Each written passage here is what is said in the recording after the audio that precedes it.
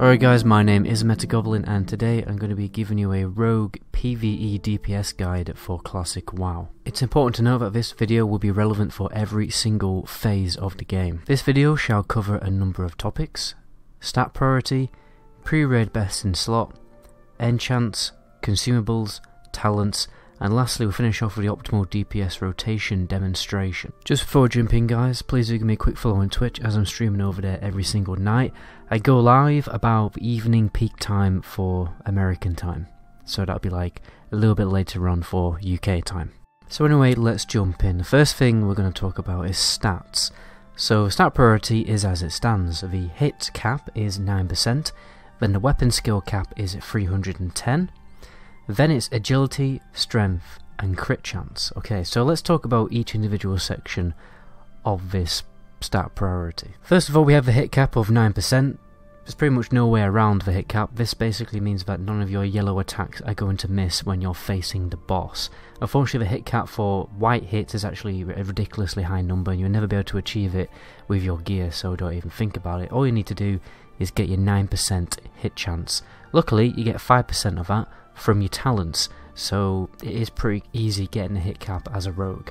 Next we have the weapon skill cap, which is again very easy to achieve because you get a bump in 5 skill points to your weapon skill from the weapon expertise talent, which is on swords, daggers and fist weapons. Obviously if you play human you do get plus 5 weapon skill bump on maces and swords, so you never actually have to worry about this weapon skill cap because you just have to get your talents, have your human race, will be stacked together, there you go, jobs are good and Bob's your uncle.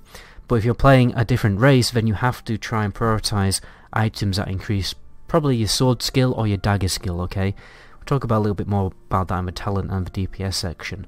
But the reason why it is essential to get this weapon skill cap is because of glancing blows. It's a very simple mechanic in the game. It's an unavoidable mechanic. Basically, when a mob or an enemy is like 3 levels higher than you, basically boss mobs, you have a 40% chance for every single one of your white hits, your normal melee hits, to be a glancing blow, which means the damage of that hit is reduced by 30% and it will never crit. So what you do when you increase your weapon skill higher is you reduce that damage debuff, and when you get 310 the damage debuff will be 0%. If it's 305 then it'll be 15% because it increases like 3% for every one weapon skill over 300. And that's basically the gist of glancing blows. So the next part of this stat priority is agility. The reason why agility is higher than crit chance is because it basically kills 2 birds with 1 stone, right? Agility, well 29 points of agility grants 1% crit chance, and obviously when you increase your agility you're massively increasing your attack power as well. And you don't want to be prioritizing pieces with high crit chance while sacrificing basically agility and attack power, because if you do that then fair enough, you'll have an increased chance to actually critical strike, but your critical strikes won't have that damage, you know, that raw damage buff from agility and strength. And that's why I've basically put strength after agility as well, because that raw attack power and strength is actually more valuable. Crit chance is just kind of like an extra stat, like an icing on the cake kind of thing, and it will eventually, like, basically grant, eventually conclude in a soft cap, and that soft cap is essentially about 38.8%, so it is going to be difficult for you actually to achieve that critical strike soft cap, and it actually increases to 95.4% when you're hitting the boss from behind, which obviously you can't always do.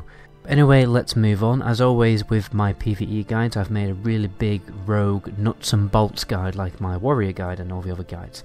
Interestingly, a lot of the pre-best in slot gear is pretty much exactly the same as the warrior, apart from all I really had to do with this section is basically copy and paste it over and literally take away the plate gear and the mail gear, because it is pretty much exactly the same. So you will be competing with warriors a lot when it comes to rolling on gear. The only thing I want to draw attention to obviously is the main hand and offhand section. Here I have obviously the best in slot main hand sword option, but there's also dagger options. We will talk about this a little bit more in the talent section.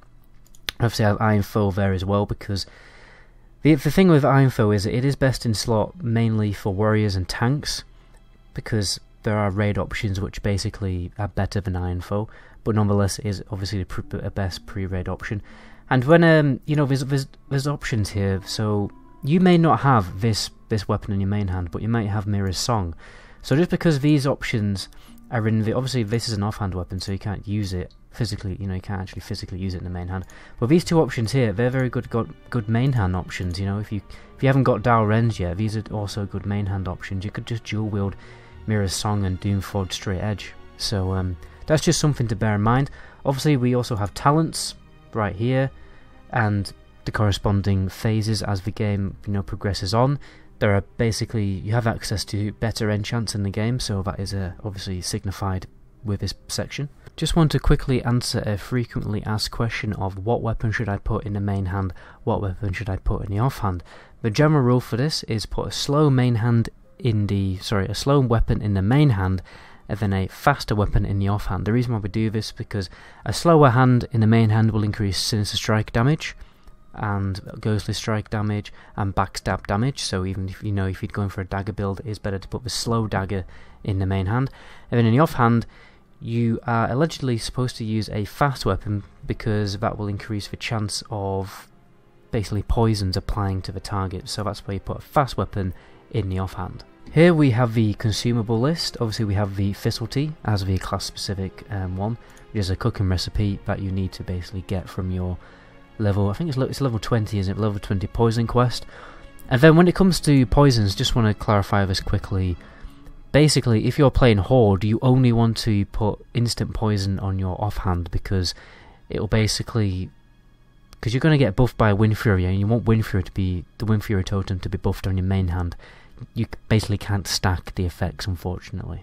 And obviously in this part I have all the optimal talent builds, but nonetheless I'm going to move up the classic database and talk about the talents in more depth now. So now let's move into talents. Today I have 3 main viable talent builds for you, which primarily depend on when you're playing the game, what raids are actually out, what phase you're playing in, and what weapons have dropped for you.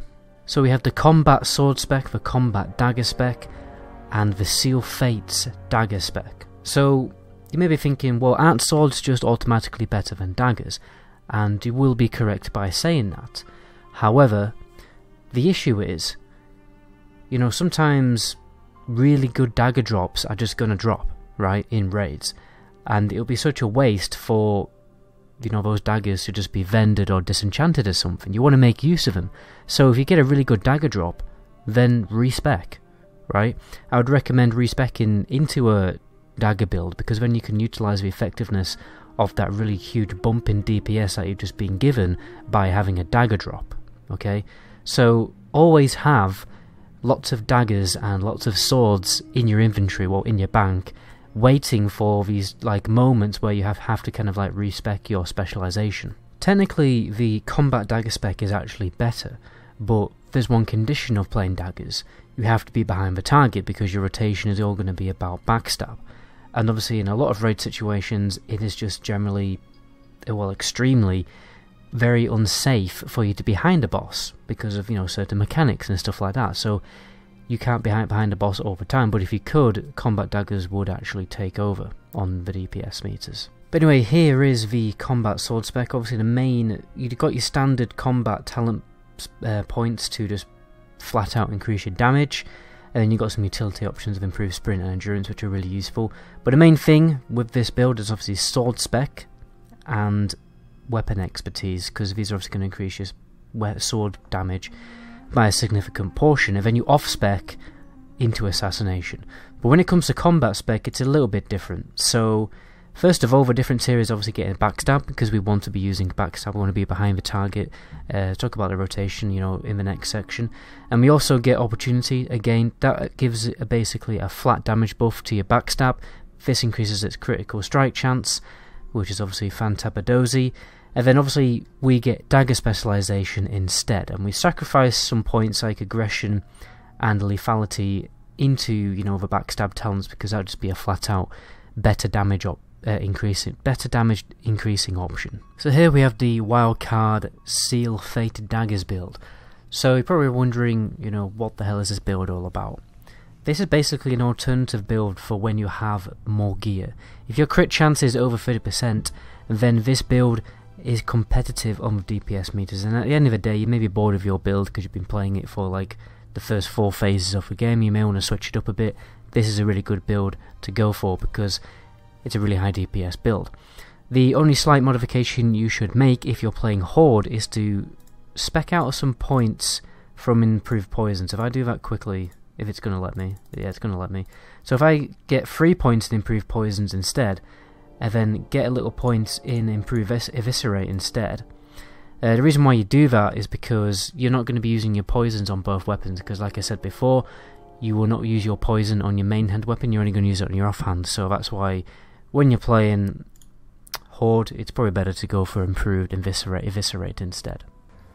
So let's show you the rotation. The rotation's fairly straightforward. The main principle what you're trying to accomplish is increasing your auto attack damage. And the main way to obviously do that is with Slice and Dice. That is your main focus. Auto attacks and Slice and Dice, and then Eviscerate only really becomes a filler finisher ability. And obviously to build up your combo points, to burn them on Slice and Dice and Eviscerate, you're basically going to be spamming Sinister Strike. So I'll show you the typical rotation, and then I'll show you like how to open in basically a boss fight. So at 5 combo points, you burn 5 combo points on Slice and Dice. And then at about, it really depends, because it depends on your timing, it depends how lucky you get of hits and misses. But you really want to be using Eviscerate when Slice and Dice has 20 seconds left, because it takes about 16 seconds to build up to 5 combo points, and then a little extra seconds for you to obviously use those combo points on a Slice and Dice. So as you see, the sweet spot is about now. I've got like 4 seconds left and I'm refreshing it. But then here, let's do it again and see how long it takes for me to build up those combo points again. You see, the thing is, like, sometimes you can miss with your Sinister Strike, right? That happens quite often.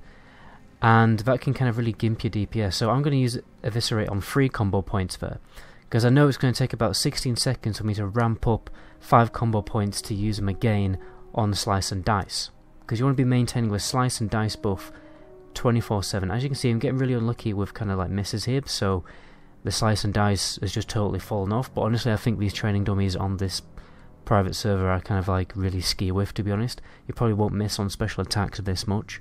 To be fair, I think the real issue there with you know, Sinister Strikes, the Sinister Strikes weren't missing because obviously I'm hit capped on this character, but they were getting dodged and parried. So when they get dodged and parries, it kind of delays it by a global cooldown for you to generate that combo point or to burn those combo points.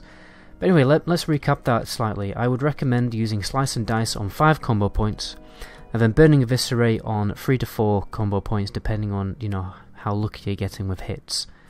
But let's actually go through the opening, because the opening is obviously a little bit different. So let's talk about the opening burst rotation. First of all, pretty straightforward. You open to your Sinister Strikes and you buff immediately with Slice and Dice. You want that buff to be up, like, obviously 24/7. Then after that, you can start to pop your cooldowns. You pop Adrenaline Rush, Blade Flurry if you don't have to use Blade Flurry later in a fight for a cleave situation, and you pop any DPS trinkets that you may have equipped. The important thing to note about Adrenaline Rush is that you should pop it less than a second before a new energy tick. Otherwise, you will only get 7 energy ticks during the whole duration of Adrenaline Rush. So if you use it 1 second before an energy tick, you will actually get 8 energy ticks of 40 energy. So obviously that is really beneficial. I would recommend getting an add-on to track your energy ticks and use it precisely before the new energy tick. Well, just you're basically using it in a small time window, like a second before the energy tick basically happens. So yeah, don't use it like after an energy tick, like straight after. Use it a little bit before, like less than a second. And then from there, you know, you go to Sinister Strike, and you pretty much just basically carry on the rotation we're talking about earlier.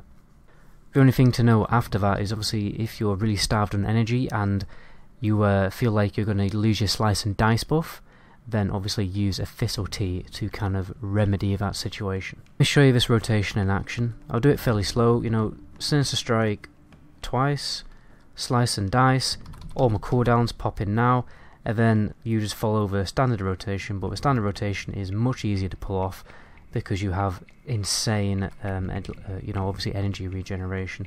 So obviously the rotation changes because you can actually fit in basically higher damaging Eviscerate because you're able to stack combo points faster. But obviously at about 17-second mark, that's when you need to stop using Eviscerate and basically consume it, and then get your your combo points back up to use them on Slice and Dice. Because as you can see, the sweet spot is around about now.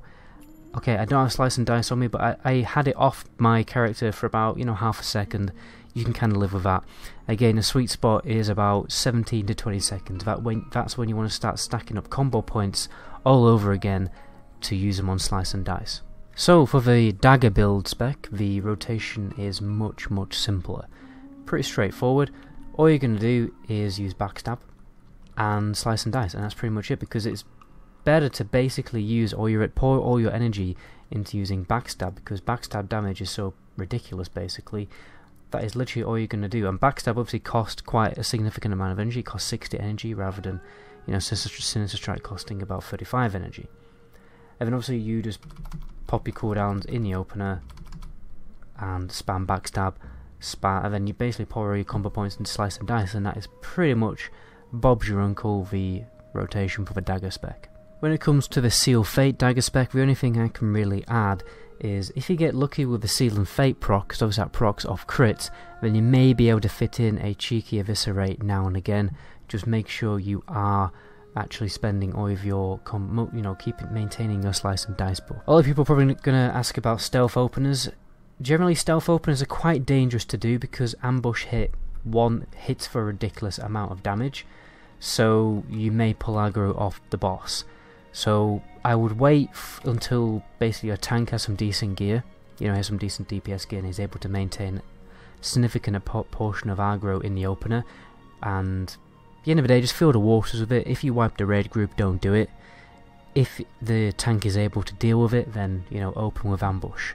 But when it comes to actually using combat swords, it's just better to just jump in with your default sword spec. Using ambush is not... Well, you can't use ambush because you don't have a dagger in your main hand, and then obviously Garrote consumes a debuff slot, and your raid leader's probably going to slap your wrist for that and get annoyed at you, so I wouldn't recommend doing that. Last thing to know, obviously, is keep using Feint to drop your threat. Be very mindful of the threat table, because as a rogue you are doing seriously high damage. When you get very lucky with crits, you may start generating a bit too much aggro. Just drop it with Feint. If it's getting really out of hand, drop it with Vanish. Obviously you can also use Vanish to basically do a second stealth opener. You can do ambush again, and there are some people out there who claim that you can basically use Vanish to swap out your trinkets. So if you've got like trinkets that unused trinkets, like a number of different ones, you can use Vanish, quickly equip the new trinket and then make use of the whatever other trinkets you have. But that needs some experimentation with. Anyway guys, that's where I'm going to end the video there. My name is Metagoblin, and until my next video, ciao.